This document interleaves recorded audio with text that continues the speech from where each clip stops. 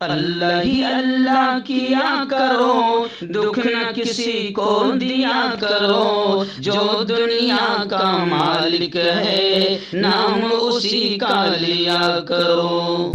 अस्सलामु अलैकुम वरहमतुल्लाहि वबरकातुहू। नाज़रीन, इस्तक़बाल है, स्वागत है आपका viral news live studio Jalgaon, Maharashtra, India में। मैं आपका मेज़बान मुफ्ती मोहम्मद हारून नदवी।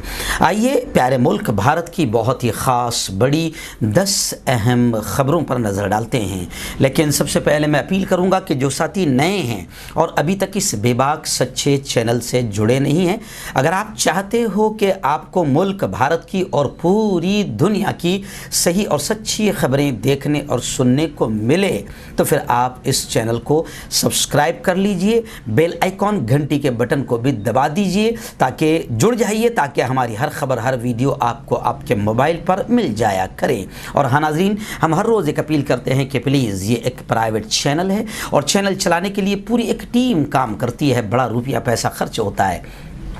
अगर आप चाहते हो कि ऐसे बेबाक सच्चे चैनल जो जुल्म और जालिमों के ख़िलाफ़ बोल रहे हैं, अगर आप चाहते हो कि ऐसे चैनल मजबूत हो, बाकी रहे, आगे बढ़ें, तरक्की करें, तो फिर ऐसे चैनल की फाइनेंशियल हेल्प कीजिए, माली मदद, माली ताउन कीजिए। स्क्रीन पर आप नज़र डालें, हमारे चैनल का बैंक अकाउंट नंबर भी दिया जाता है। और अगर आप ऑनलाइन पैसा भेजकर मदद करना चाहते हैं तो गूगल पे, फ़ोन पे और पेटीएम तीनों का नंबर दिया जाता है। अल्लाह ने जो भी आपको ताकत दी है, हर दिन या हफ्ते में एक बार या महीने में एक बार आप चैनल की 200, 500, 1000 रुपये जो भी मदद कर सकते हैं कीजिए और चैनल को मजबूत कीजिए। नाज़रीन, आइए, आज बुध का दिन है, आइंदा कल जुमेरात होगा। और जो पहले जुमा को हमारा लाइव बयान होता था, अब हमने एक दिन पहले जुमेरात को कर दिया है। तो आइंदा कल जो जुमेरात को रात इंडिया के वक्त के एतबार से 9:30 बजे हमारा बयान होगा इसी चैनल वायरल न्यूज़ लाइव पर। तो कल के बयान का बहुत अहम उन्वान है कि तेरा मेरा रिश्ता क्या। मेरे भाइयों, इस वक्त ये उन्वान बहुत अहम है। तबलीगी जमात, जमात इस्लामी, वहदत इस्लामी, SIO, मसलक आला हज़रत, अहले सुन्नत वल जमात और तमाम ही अहले हदीस, तमाम ही हमारे मुसलमानों में जितने मसलक है, जितनी जमातें हैं, वो तमाम लोग और हर आम मुसलमान इस बयान को सुने। बहुत अहम बातें होगी मुल्क में आपके ख़िलाफ़, हमारे ख़िलाफ़, कलमा पढ़ने वालों के ख़िलाफ़ और पूरी दुनिया में हमारे ख़िलाफ़ क्या प्लान चल रहे हैं और हमें कैसे जुड़ कर रहना है और हमारा रिश्ता क्या है। इस उन्वान पर बहुत अहम बात होगी। आप अपने पूरी परिवार, पूरी फैमिली के साथ में इस बयान को ज़रूर सुने, जिसका उन्वान है तेरा मेरा रिश्ता क्या, ला इलाहा इल्लल्लाह। आइए नाज़रीन, पहली बड़ी ख़बर मेरी निगाहों के सामने है और अल्हम्दुलिल्लाह मैं ख़ुद इस धरने आंदोलन का अध्यक्ष और सदर था।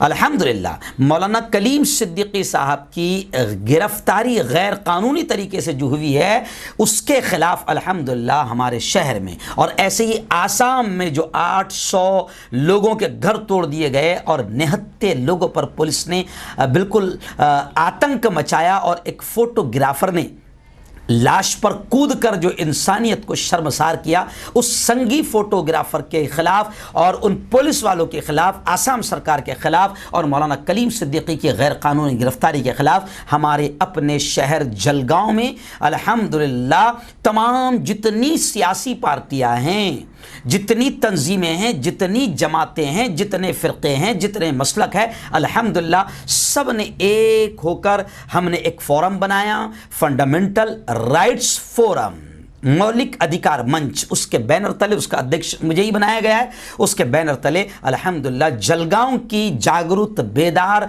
मुसलमानों ने बड़े पैमाने पर गुज़िश्ता कल आंदोलन किया, एहतजाज किया। कलेक्टर ऑफिस और जलगांव की यूँ समझिए कि कलेक्टर ऑफिस कलीम सिद्दीकी को रिहा करो और आसाम पुलिस और आसाम सरकार मुर्दाबाद, योगी सरकार मुर्दाबाद के ज़ोरदार नारे लगे और तमाम मसलक और तमाम जमातों के लोग एक साथ रहे और एक नारा जो इस वक्त पूरी दुनिया में अल्हम्दुलिल्लाह जो कल मैंने लगाया वायरल हो गया कि तेरा मेरा रिश्ता क्या ला इलाहा इल्लल्लाह, कलीम सिद्दीकी से रिश्ता क्या ला इलाहा इल्लल्लाह। तो ऐसी दुनिया के तमाम मुसलमानों से रिश्ता क्या ला इलाहा इल्लल्लाह। तो हमें मुत्तहिद होना बहुत ज़रूरी है और मुत्तहिद होकर एक होकर अब हर जुल्म के खिलाफ और पुलिस की बेजा गिरफ्तारियों के खिलाफ और जवानों को जेल में ठूसे जाने के खिलाफ हमें जमहूरी तरीके से शांततापूर्व अंदाज में अब होश के साथ हमें यह लड़ाई लड़नी पड़ेगी, एक होकर मुत्तहिद होकर। तो गुज़िश्ता कल जलगांव शहर में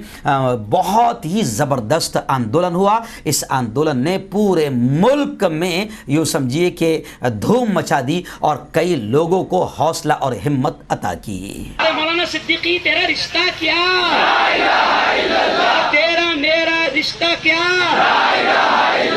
आइए नाज़रीन, दूसरी बड़ी खबर इस वक्त रियासत महाराष्ट्र के इलाके मराठवाड़ा की आ रही है। जी हाँ, आप जानते हैं कि हमारे यहाँ महाराष्ट्र में राज्य भर में हाई अलर्ट, रेड अलर्ट और ऑरेंज अलर्ट कर दिया गया है, क्योंकि 3 दिन तक महकमा मौसमियात ने पेशन गोई दी है कि मौसलाधार बारिश पूरे स्टेट में महाराष्ट्र में हो सकती है। और एक तूफान जिसे गुलाब का नाम दिया गया है, तूफानों के अलग अलग नाम रखे जाते हैं। अभी आया था इससे पहले समंदर में तूफान तोकते, उसने भी काफ़ी तबाही मचाई। इससे पहले बहुत बड़ा तूफान आया था, उसका नाम रखे थे सोनामी, उसने बहुत तबाही मचाई थी। अब एक तूफान आया है गुलाब, तो चलो गुलाब तूफान भी आ गया, लेकिन उसने भी काफ़ी तूफान तबाही मचाई है। औरंगाबाद यूँ समझिए कि एक बार फिर बादल फटने जैसी स्थिति से मराठवाड़ा दो चार हुआ है। मराठवाड़ा के बताया जा रहा है कि तकरीबन 182 मंडलों में इसके असरात दिखाई दिए गए हैं और कई तहसीलों में बाढ़ जैसी सूरत हाल बन गई है। प्रशासन अलर्ट हो गया है, नाले नदी पूरे उफान के साथ बह रहे हैं। और एक बड़ी खबर ये भी आई है जनाब कि एक बस बह गई जिसमें कंडक्टर समेत 3 लोगों की मौत हुई है। इस तरीके से खबरें सामने आ रही है। इसलिए हम दुआएं करें कि अल्लाह ताला इस अजाब से हम सब की हिफाजत फरमाएं और प्रशासन से भी हम अपील करते हैं कि पूरी तरीके से जितना हो सकता है सिर्फ अलर्ट ही नहीं बल्कि आप सबसे ज़्यादा अलर्ट रहे और जनता की मदद के लिए तैयार रहें। नाज़रीन, इस वक्त तीसरी बड़ी खबर मेरी निगाहों के सामने आ रही है। जहाँ आप जानते हैं कि जवाहरलाल नेहरू यूनिवर्सिटी JNU तलबा यूनियन के एक्स प्रेसिडेंट साबिक सदर कन्हैया कुमार ने गुज़िश्ता कल कांग्रेस में शमूलियत इख्तियार कर ली है और उन्होंने कहा है कि कांग्रेस मुल्क की सबसे बड़ी अपोजिशन पार्टी है और कांग्रेस को बचाने की जिम्मेदारी हम सबकी है, क्योंकि अगर कांग्रेस को नहीं बचाया जाता है तो याद रखें कि फिर पूरा मुल्क तबाही की तरफ जाएगा। और उन्होंने कहा है कि अब हम सबको मिलकर छोटी छोटी पार्टियों में तकसीम ना होते हुए बड़े बड़े दुश्मन का मुकाबला करना होगा और कांग्रेस को बचाना होगा, क्योंकि कांग्रेस ही सबसे बड़ी अपोजिशन पार्टी है। और उन्होंने एक जुमला कहा कि अगर बड़ा जहाज नहीं बचेगा तो छोटे जहाज भी नहीं बचेंगे। मुल्क में इस वक्त के नजरियाती जद्दोजहद की क़यादत सिर्फ कांग्रेस पार्टी ही कर सकती है। इस दौरान कन्हैया कुमार ने कांग्रेस को सबसे बड़ी जमहूरी पार्टी करार दिया और कहा कि हम सबको पर यह जिम्मेदारी है कि हम कांग्रेस को बचाएं। अगर मुल्क को बचाना है और ख़ुद को अपने आप को भी बचाना है तो ये छोटी छोटी पार्टियों के झगड़े ख़त्म करें और सबसे बड़ी अपोजिशन पार्टी जो कांग्रेस है हम इसको बचाने के लिए तैयार हो जाएं, ताकि मुल्क में नफ़रतें फैलाने वालों से मुल्क और मुल्क की जनता की हिफाजत हो सके।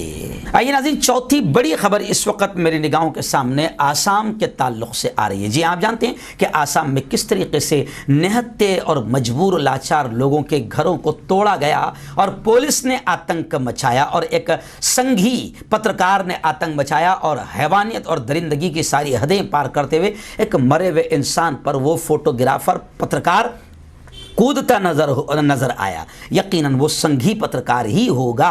तो खैर आइए, आसाम के ताल्लुक से गुज़िश्ता कल हमने अपने जलगांव शहर में ऐसा धरना दिया जो भारत का सबसे बड़ा धरना बन गया, पहला धरना बन गया। और मैं आपको बताऊं कि अब आसाम में जमीयत उलमा हिंद और जमात इस्लामी हिंद के मुश्तरका वफद ने वहाँ पहुँच कर बाकायदा उन मुतासरीन से जिनके घर तोड़ दिए गए 800 ख़ानदानों को बेघर कर दिया है आसाम की जालिम सरकार ने।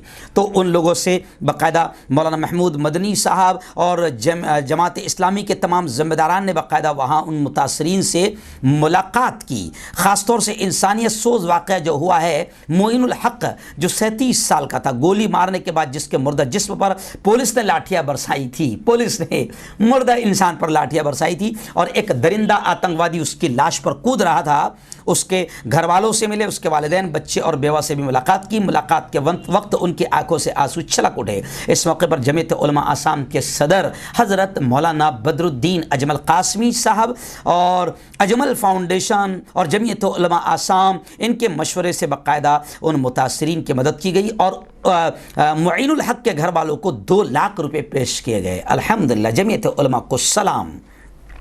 इसके अलावा 900 ख़ानदानों में से हर एक को खाने की किट, जिसमें 25 किलो चावल, 2 किलो दाल, 2 किलो शक्कर, 2 किलो तेल, 2 किलो नमक, 2 किलो मसाला और बच्चों के लिए बिस्किट वगैरह दिया गया।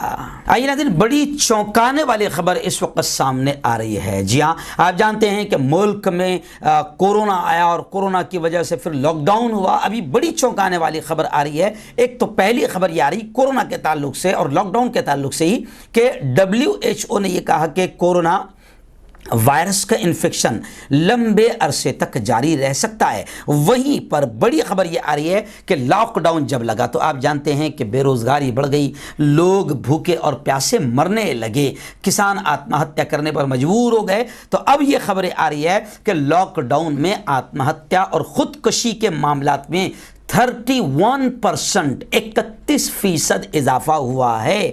न्यूज़ इदारा NDTV की रिपोर्ट के मुताबिक कोरोना वायरस और लॉकडाउन के दौरान बुजुर्गों की खुदकुशी के वाक़यात में 31% इजाफा हुआ है। ये मालूमात मुंबई पुलिस की जानिब से मालूमात के हक़ एक्ट RTI से सामने आई है। आदाद शुमार ये भी बता रहे हैं कि लॉकडाउन के दौरान माशी नुकसान, काम धंधे, तिजारत को नुकसान, बेरोजगारी वगैरह की वजह से मर्द ज़्यादा ज़हनी तौर पर परेशान थे। लॉकडाउन का सबसे ज़्यादा असर बूढ़ों पर पड़ा। ये हक़ इत्तलात एक्ट RTI से मिली मालूमात से ज़ाहिर हो रहा है। आइए नाज़रीन, बड़ी खबर इस वक्त ये भी आ रही है दिल्ली फसादात को लेकर भी। मैं पहले दिन से कहते आ रहा हूँ कि ये सब मुनज़्ज़म प्री प्लान भगवा आतंकवादियों का पूरा मुनज़्ज़म मंसूबा था। और आज अल्हम्दुलिल्लाह ये भी खबर आ रही है कि दिल्ली हाई कोर्ट ने भी कह दिया कि दिल्ली फसादात मंसूबाबंद साजिश के तहत अंजाम दिए गए हैं।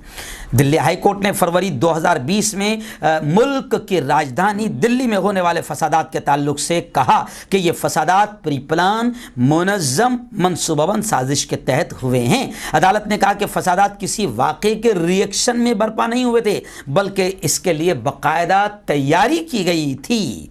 NDTV की रिपोर्ट के मुताबिक अदालत ने कहा कि इस्तिगासा ने जो वीडियो फुटेज पेश की है उनमें मुजाहिरीन की हरकत वाज़ेह तौर पर ज़ाहिर करती है कि हुकूमत के साथ साथ शहर में लोगों के मामूलात ज़िंदगी को मुतासर करने के लिए मनसूबाबंद तरीके से फसाद कराया गया।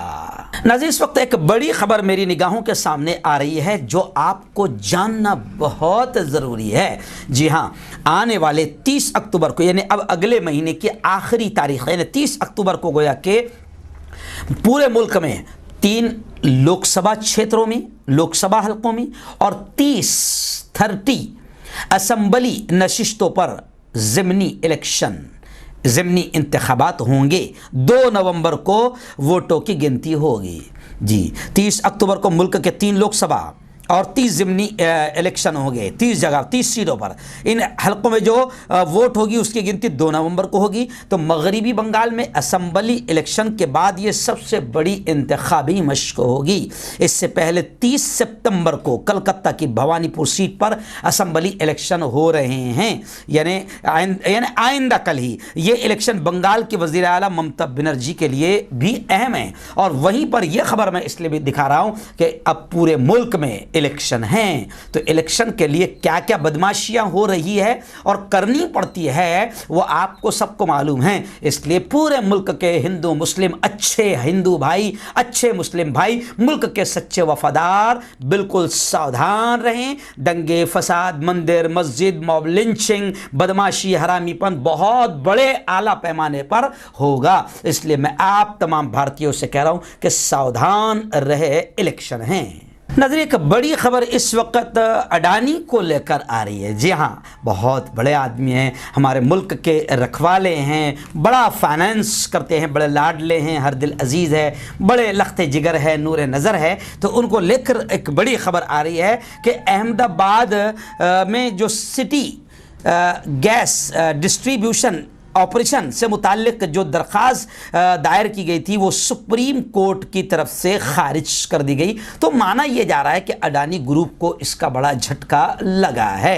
ये जाहिर बात है कि लेकिन अडानी बड़े आदमी हैं और बड़े लोगों के बड़े फाइनेंसर है, इसलिए इतने टेंशन की बात नहीं है, क्योंकि वो इतने बड़े आदमी हैं कि 21,000 करोड़ का अफीम, गांजा, नशे की चीज़ जो करोड़ों जवानों की ज़िंदगी को, मुल्क को तबाह कर सकती है, इतना बड़ा नशीला पदार्थ उनके पोर्ट पर मिला है। लेकिन पूरी हमारी मीडिया को ऐसा लग रहा है कि जैसे मर गए, इनकी मां मर गई, इनका बाप मर गया और इनका ज़मीर मर गया है। तो 21,000 करोड़ का जब इतना बड़ा नशे का पदार्थ वहां पर मिला है अडानी जी के, तो पूरा मुल्क में सन्नाटा है। और किसी को गिरफ्तार भी समझो, यूं समझिए कि अडानी एंड ग्रुप में से बड़े किसी को गिरफ्तार भी नहीं किया गया है। तो ऐसे झटके अडानी के लिए कोई माने नहीं रखते हैं। और ऐसी ही बड़ी खबरों को छुपाने के लिए और महंत गिरी की मौत के बड़े वाक़े को छुपाने के लिए ही मौलाना कलीम सिद्दीकी जैसे लोगों की गिरफ्तारी लाकर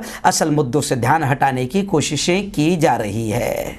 आइए नाज़रीन, बड़ी खबर इस वक्त ये आ रही है कि बीजेपी के बड़े कद आवर सो कॉल्ड नेता, मुस्लिम नेता मुख्तार अब्बास नकवी जो मरकज़ी वज़ीर है, मंत्री जी हैं, उन्होंने मंगल के रोज़ कहा है कि ज़बरदस्ती तब्दीली मज़हब ये इशाअत का फैलने का पैमाना नहीं बन सकती।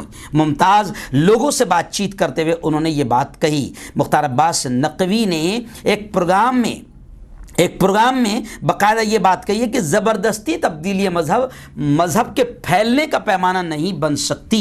नकवी ने कहा कि भारत में जहाँ हिंदू, मुसलमान, सिख, ईसाई, जैन, बौद्ध, पारसी, यहूदी, बहाई, दुनिया के तकरीबन तमाम मज़हब के मानने वाले रहते हैं, वहाँ कोई मज़हब नहीं है। हिंदुस्तान में करोड़ों लोग हैं जो इस पर यकीन नहीं रखते हैं। उन्होंने ज़ोर देते हुए कहा कि भारत दुनिया का वो वाहिद मुल्क है कि जहाँ पर तमाम ही धर्म के, जाति के लोग रहते हैं और ये तमाम चीज़ें भारत को मजबूत बनाती है। तो अब मुख्तार अब्बास नकवी के बयान के बाद लोगों का ये बयान सोशल मीडिया पर गर्दिश कर रहा है कि मुख्तार अब्बास नकवी साहब अपने आकाओं को ये कहो कि मौलाना कलीम सिद्दीकी साहब को ज़बरदस्ती तब्दीली मज़हब का इल्ज़ाम लगाकर ही जेल के सलाखों में ठूसा गया है, जबकि इस्लाम तो ज़बरदस्ती फैलाया ही नहीं जाता, क्योंकि कुरान में क्लियर कह दिया है ला इकराह फिद्दीन, कि दीन में ज़ोर ज़बरदस्ती नहीं है। तो इस्लाम किसी को ज़बरदस्ती कबूल करवाने की इजाज़त शरीयत ने, कुरान ने, नबी ने, अल्लाह ने,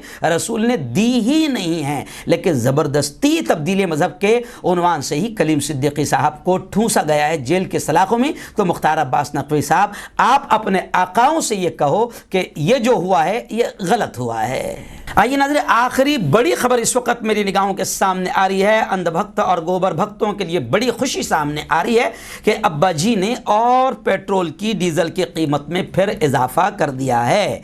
न्यूज़ से मिली खबरों के मुताबिक कीमतों में आज फिर बढ़ोतरी हुई है। सरकारी तेल कंपनियों ने तकरीबन 22 दिनों के बाद गुज़िश्ता कल पेट्रोल की, डीजल की कीमत में फिर इजाफा किया। इसके साथ डीजल की कीमत में भी चौथे दिन और इजाफा किया गया। राजधानी दिल्ली में कल पेट्रोल की कीमतों में 20 पैसे का इजाफा हुआ है। तो खैर, आइए आपको मुबारक हो। अंधभक्तों, गोबर भक्तों, मरने दो पूरे मुल्क को, मुल्क की जनता को तबाही की तरफ ले जाने दो और मुल्क का सत्यानाश होने दो।